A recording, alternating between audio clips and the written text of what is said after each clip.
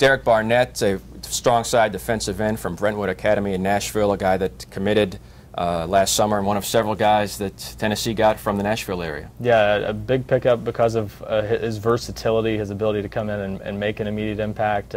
Tennessee beat out Vanderbilt initially to get him back in, I believe, October or so, and then held on down the stretch as teams like Missouri, Ole Miss, and maybe even Vanderbilt came into the mix. You know, a big pickup, if nothing else, because of how important he was in terms of the state picture. One of the top 5 prospects in the state, according to most people, but also comes in with college-ready size on the defensive line, about 6'3½", 265, 270 pounds.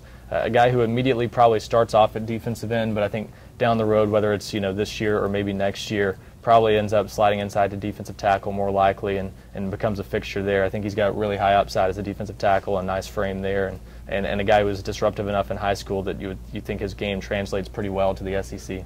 And obviously this was a good year for Nashville, for Tennessee, but looking ahead to the future with James Franklin moving on, that has to be an area that Tennessee is really going to feel good about, or hopes to feel good about in the coming years. No doubt, and Barnett was one of the few really fierce battles Tennessee had with Vanderbilt this year. They were able to land a lot of their guys in Middle Tennessee with not a whole lot of drama, and obviously ended up getting a couple of former Vanderbilt commitments later on after Franklin left. But this was the one big one that really came down to Tennessee and Vanderbilt, and Tennessee just kind of beat out Vanderbilt down the stretch to be able to get him this fall. And it was a big pickup, and you're right, with Franklin out of the picture, it's easier to envision Tennessee maybe having a little more luck in the Nashville area going forward.